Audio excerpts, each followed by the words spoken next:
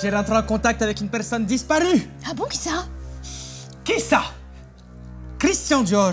Ah, il a un message pour vous. Non, qu'est-ce qu'il dit? Il dit que vous êtes trop moche en que vous devriez porter par. Il dit que vous êtes petite, que vous êtes et que vous avez une insupportable et que vous devriez porter du H&M avec ça. Pro mode. Je suis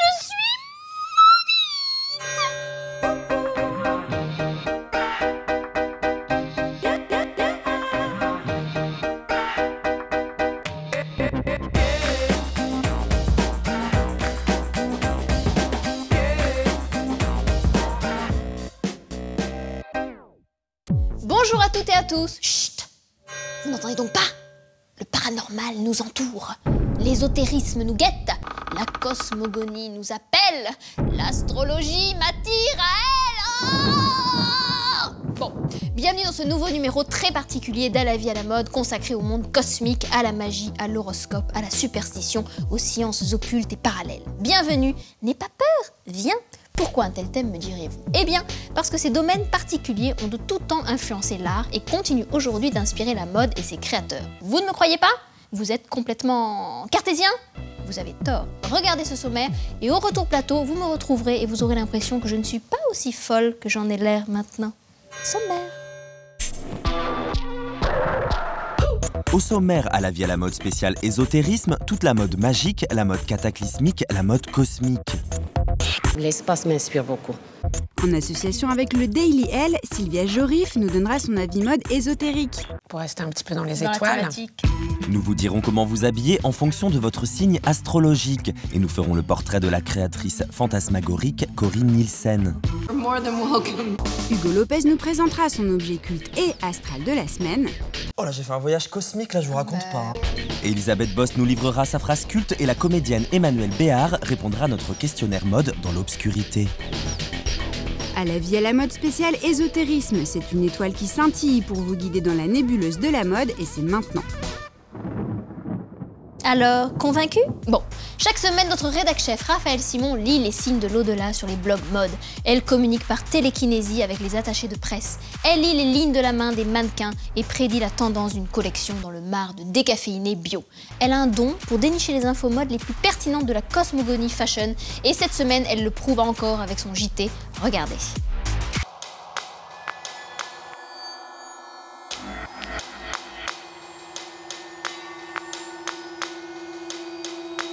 Did we force ourselves on you, or you on us? Lors de la dernière Fashion Week parisienne, la mode était à l'ésotérisme. L'ésotérisme chez la créatrice turque de Dice Kayek d'abord, avec sa collection cosmique bleu de l'espace. L'espace m'inspire beaucoup. Tous les étincelles de cristaux brodés sur des robes, par exemple derrière moi, c'est une réflexion des nébules des galaxies dans le ciel. J'adore. Et c'est toujours, ça reste moderne, simple et réel, sans lettres. C'est irréel en même temps. C'est un peu Matrix. On est là, mais on n'est pas là.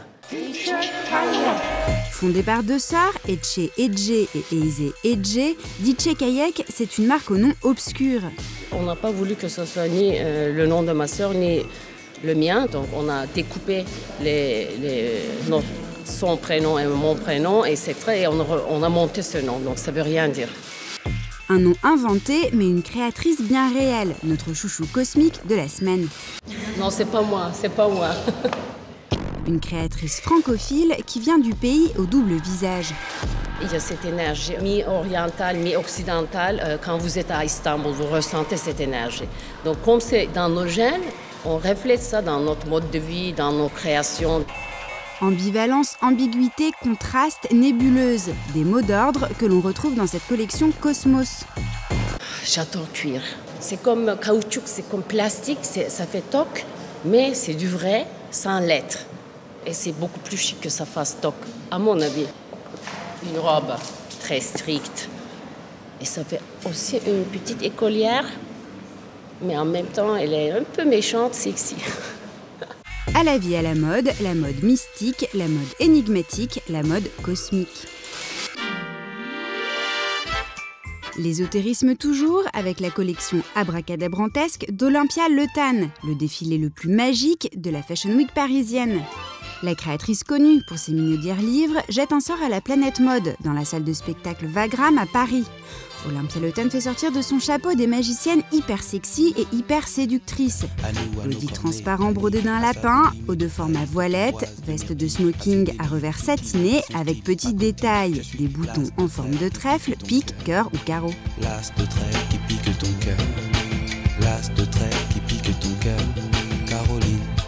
C'est bourgeois, mais un peu excentrique, sophistiqué, mais sexy, et avec une petite touche d'humour. C'est un peu cabaret, magie, et c'est très inspiré par John Wiley, qui est un illustrateur que j'adore, et donc Gwendoline va à Las Vegas.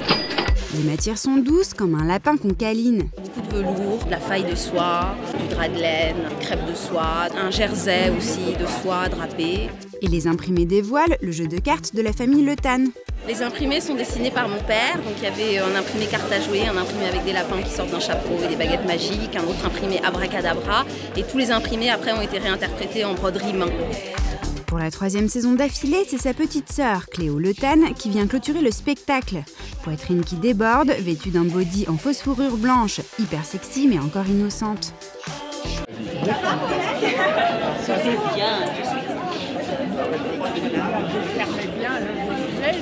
T'as touché, c'est hyper doux. C'est hyper chaud. Je vais devoir aller me changer. Olympia Le Tan, marraine fée, qu'on aimerait avoir pour une escapade en carrosse citrouille, une soirée avec Peter Pan ou un spectacle de magie. Bref, tous les jours quoi. Même pour la messe? Pourquoi pas?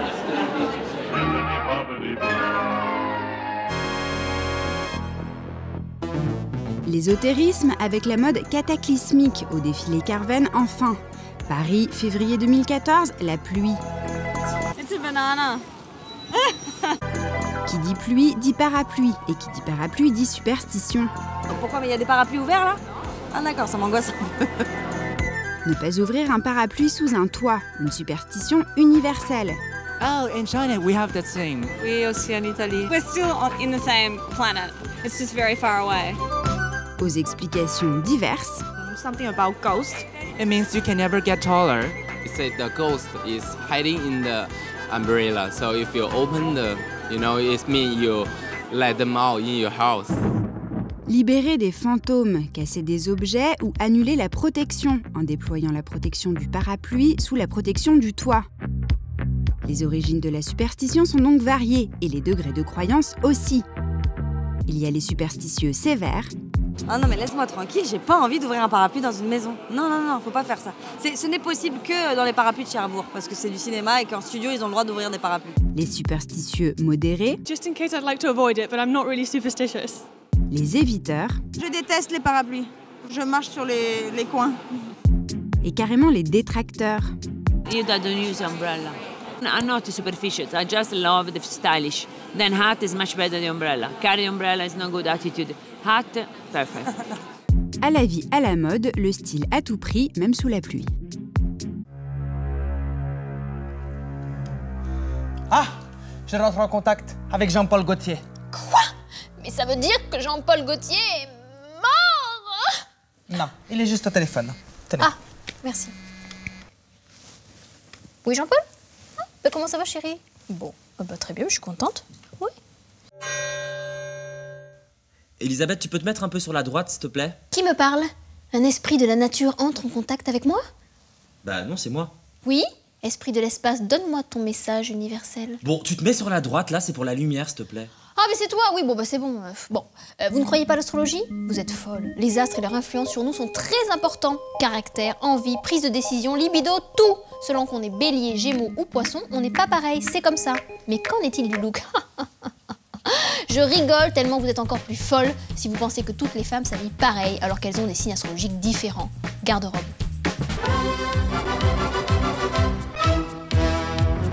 Si l'horoscope influence votre quotidien, votre signe astrologique doit influencer votre look.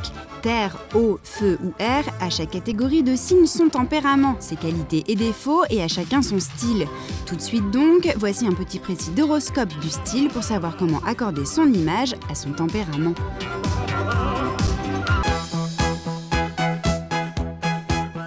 pragmatique, concret et rigoureux. Pas de doute, vous êtes Taureau, Vierge ou Capricorne. Le vêtement doit être fonctionnel et confortable. Votre truc à vous, c'est l'oversize et la légèreté. Vous n'y allez pas par 4 chemins. Dirigez-vous vers du color block, poudré, pâle, passe-partout. Les jours de prise de décision, osez, mais d'un coup sec, orange ou mauve. Les jours de chaleur, portez du court, mais du minimaliste, pas de fanfreluche. Et les jours de colère, le sweat à message clair passera très bien. Vous pouvez avoir une main de fer, mais dans un gant de couleur pâle. Vous êtes Gémeaux, Balance ou Verseau. Vous êtes un signe d'air. Humour, communication et soif de liberté. Vos vêtements doivent refléter cet état d'esprit. Couleurs, coupes et imprimés félins sont vos atouts charmes. Vous jouez avec les proportions pour vous imposer. Le chapeau est XXL, le décolleté gonflé et les jambes nues. Les regards se perdent, vous êtes le maître du jeu. Les jours de fête, vous pousserez le bouchon de séduction encore plus loin, en sortant votre atout humoristique et misez tout sur l'imprimé. Dénudé, décalé, coloré, too much. Tout le monde vous aime.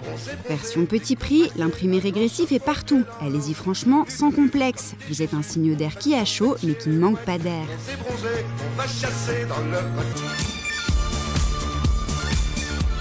Bonjour les lions, salut les sagittaires, coucou les béliers. Vous êtes la fougue, le rayonnement, le charisme et l'ambition. Vous devez vous imposer, vous n'êtes pas une fleur, vous êtes toutes les fleurs.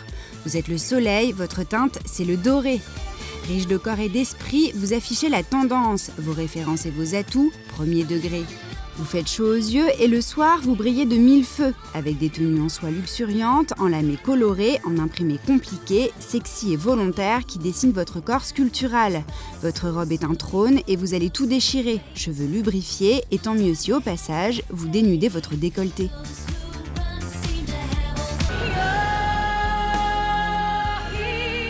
Vous êtes Cancer, Scorpion ou Poisson. Vous êtes sujette à l'émotion, sensible aux sensations. Soyez premier degré et plongez la tête la première dans la tendance aquatique.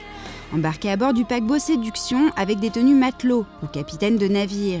Vous êtes coquine et portez des jupes courtes et des gaines marinières. Malgré votre apparente naïveté, vous savez bien mener votre barque. Au rayon petit prix, la marinière intemporelle se décline cette saison en top cropped, idéal pour séduire ce printemps, que vous soyez sexuellement bâbord ou tribord. Ah, je rentre en contact avec Coco Chanel. Quoi? Ça veut dire que Coco Chanel est morte? Bah oui. Bah oui. Bon, et alors elle dit quoi? Elle dit « Vive le tweed, vive le tweed ». Oh ben merci l'arnaque, hein. Vous l'attendiez, le voilà. Géant comme le soleil, plein d'ondes magnético-modes qui vous guideront dans le champ interstellaire de la tendance. Oui, c'est notre fameux questionnaire La mode, leur vie. Et cette semaine, nous avons posé nos questions à une très célèbre actrice française venue d'une autre planète, Questionnaire. 2, 3, 4, 5, 6, 7, 8 and back. Cette semaine, c'est la comédienne Emmanuelle Béard qui répond à notre questionnaire mode. Une Emmanuelle Béard très mutine. N'obéir à aucun dictat de la mode. Des vestes de ma grand-mère. C'est Saint-Antoine. Un petit Saint-Antoine. Ma tenue se dégrade au fur et à mesure de la soirée. Je commence toujours assez chic et puis au fur et à mesure ça se dégrade. L'huile, voilà, je suis huilomane. J'adore les huiles, je suis huilomane. Oh, je vois une chose affreuse. Mais quoi? Je ne sais pas comment vous le dire. Ah non mais allez-y, il faut que je sache. Il n'y a plus votre taille dans le manteau Hermès que vous aimez tant. Quoi? Mais c'est affreux! Allô? Allô, Lorraine? Non mais je vous entends mal là, vous êtes où? Sur Saturne? Bon, écoutez Lorraine, hein, je sais que vous aimez les créoles, les anneaux, tout ça, mais enfin vous avez une chronique à assurer sur ce plateau. Comment est-ce qu'on va faire, nous? Hein?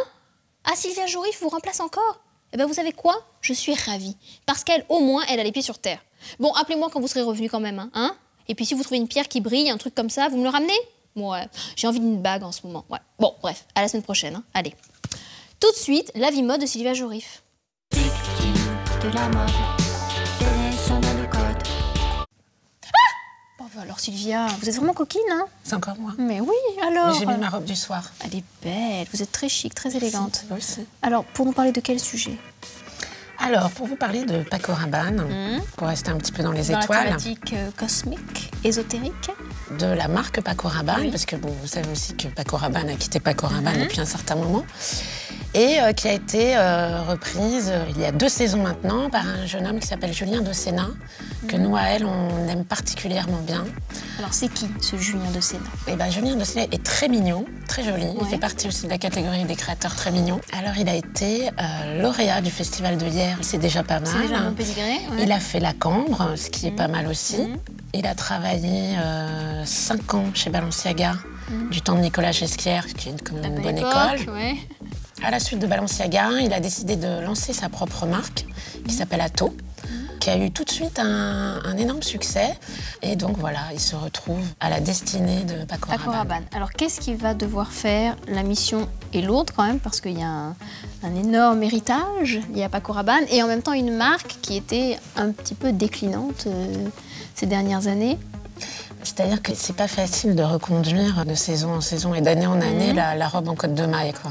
Mais voilà, c'est quand même la signature de Paco Rabanne. Donc lui s'est attaché assez malinement à ce côté space age, un peu futuriste. Donc des matières assez technologiques, c'est pas mal fait, très féminin, très mignon. Et bien sûr, quand même, des clins d'œil côte de maille. Et est-ce qu'il a le même caractère, comme ça, et un petit peu ésotérique de Paco Rabanne, ou pas du tout? Je crois pas. Je crois qu'il a bien les pieds sur terre. Ouais, bien les pieds sur terre, la tête dans les nuages. Il faut toujours un peu de ça quand on est un créateur. Mais je crois que c'est quelqu'un d'assez pragmatique, comme toute la nouvelle génération de créateurs, très au fait aussi de résultats, de développement. Donc, business, quoi. Ouais. Ok. Bon, merci pour ce grand talent que vous avez déniché. Merci. Au revoir, Sylvia. Au revoir. À la semaine prochaine ou comment ça se passe? Je sais pas, je vais verra. réfléchir. Surprise, vous me ferez encore peur?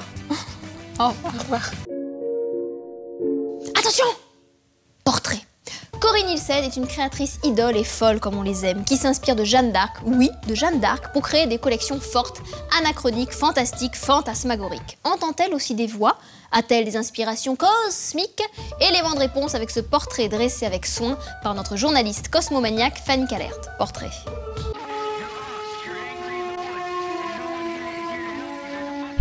Once upon a garden, we cracked eggs in fright to undo, unbe, and you said, romance is all in the forgotten. Corinne Nielsen est une créatrice américaine qui vit à Londres. I'm just a human being living on the planet, an individual finding my nest. That's how I see it. Elle a créé sa marque il y a 4 ans, défile à Londres depuis 7 saisons et à Paris pour la 2e fois. It's very street, very kind of young and quirky and fun in London. The French are much more sophisticated. Aujourd'hui, Corinne Nielsen défile à Paris, mais sa mode reste très british. Pas british punk, mais plutôt british Monty Python, ambiance romantique, fantastique, médiévalistique. Ses armes, elle les a faites chez la très délurée Vivienne Westwood. Le soutien le tient de John Galliano et surtout du très populaire Colin McDowell, journaliste réputé et respecté du Sunday Times et fondateur du Fashion Fringe. Un concours qui soutient la jeune création. Lauréate en 2010 et soutenue par les plus grands, Cory garde la tête sur les épaules avec l'aide de son index, bien sûr, et pose son empreinte. Un étrange mélange entre poésie, réalité et épouvante.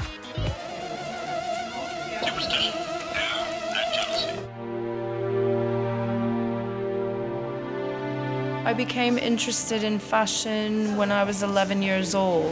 My grandmother brought me a fashion magazine from Canada, and my mother was a dressmaker. I was born in Pensacola, Florida, on a Marine base because my father was in the military. I moved to Seattle, Washington, was there for a year and a half, and then I moved to San Francisco. And I lived there for about 7 years. And then from there, I moved to London. I just had enough. And then that's what started my career.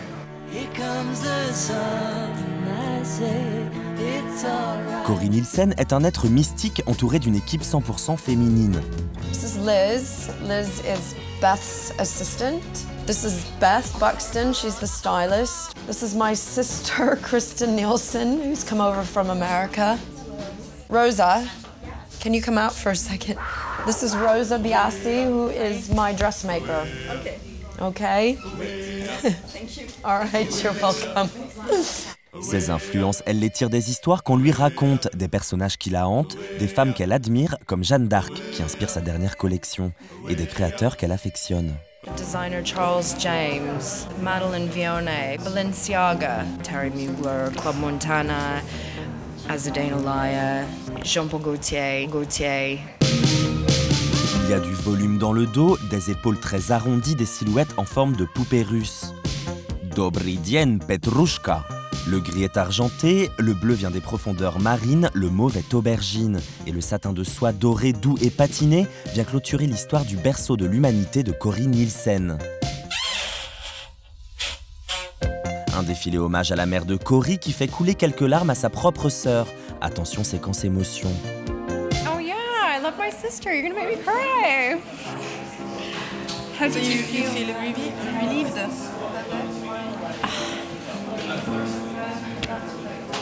I'm so proud of her. I'm sorry. It's okay. It's okay. It's okay. I'm just very, very proud. Okay. Corinne Nielsen, une créatrice raffinée comme une Parisienne, intrigante comme une Anglaise, autoritaire comme une Américaine et sympathique comme à la Saint-Patrick. I'm going down to the pub after this. Y'all want to come with us? You're more than welcome to. Ah! Il y voit un homme très beau, très grand, très brillant, qui vient chaque semaine sur ce modeste plateau vous parler d'un objet culte. Il s'appelle... Non mais attendez là, vous voulez parler de notre réalisateur Hugo Lopez? Mais il vous a payé ou quoi? Vous êtes corrompu! Bon, tout de suite la chronique de Hugo Lopez. Voilà, c'est aussi simple que ça.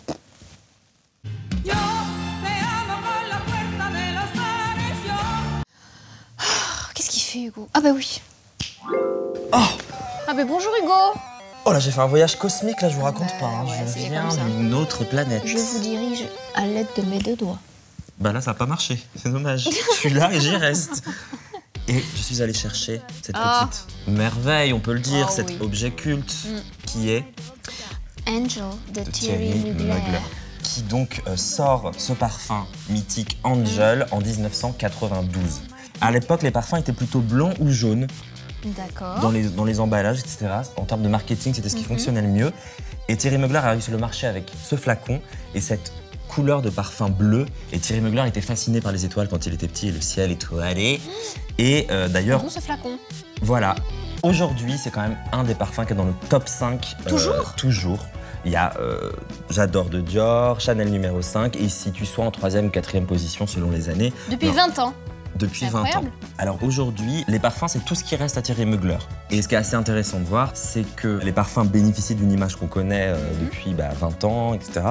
Et la mode essaye un peu de se détacher de ça en faisant appel à, par exemple, à Nicolas Formichetti qui est parti Oui, depuis, mais on voit qu'il y a une image quand même extrêmement moderne, branchée, actuelle, etc. Et qui n'est pas forcément Qui compatible colle avec celle pas des parfums. forcément avec celle des parfums. Voilà, et donc c'est un peu une entreprise qui est difficile à gérer en termes d'image. Parce qu'on a d'un côté Eva Mendes et de l'autre Lady Gaga. C'est pas tout à fait la Non, même la même ambiance. Non. D'ailleurs, aujourd'hui, la mode est en stand-by. Petite Oui. question. Ce flacon-là, c'était le premier Oui. flacon comme ça. Et ceux-là que vous avez à vos Ceux-là, ils sont pieds. venus après, puisqu'il y a eu plein de déclinaisons. Je sais pas si vous vous rappelez, il y avait Angel Violette, Angel Liqueur, enfin, il y a eu des sortes de déclinaisons. Et autre chose, oui, qui était assez nouveau à l'époque et assez drôle, c'était qu'en fait, il avait quand même le souci de l'écologie et donc on pouvait aller faire ressourcer ses parfums. D'accord, on gardait le flacon. On gardait le flacon Et on mettait juste une recharge. Exactement. Bravo, vous travaillez merveilleusement bien. Merci beaucoup Contrairement Hugo Lopez. à d'autres. Oh, vous avez la main moite. Non, regarde. Regardez. Même pas mal. Je ne suis pas totalement humaine.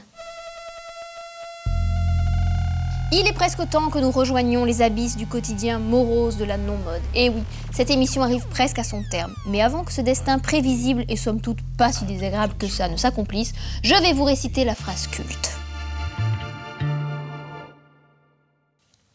C'est quoi comme matière? C'est du coton, c'est très simple. Oh, mais c'est dingue, mais quel mystère, mais quel pouvoir! Ce vêtement est complètement insaisissable en fait. Lorsqu'il n'y a plus de secret, la mode reste un mystère. Christian Dior.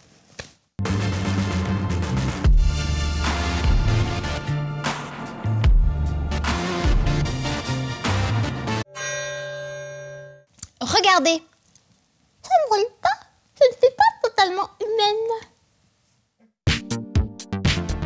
Et voilà mes petits aliens de la mode, ce numéro exceptionnel d'À la vie à la mode est terminé. Il est temps de retrouver la vraie vie, loin des visions cosmiques et fantastiques des créateurs de mode.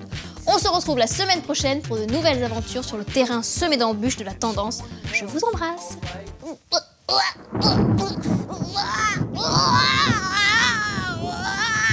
Qu'est-ce que t'as, Elisabeth? Bah rien, pourquoi? Qu'est-ce qu'il y a?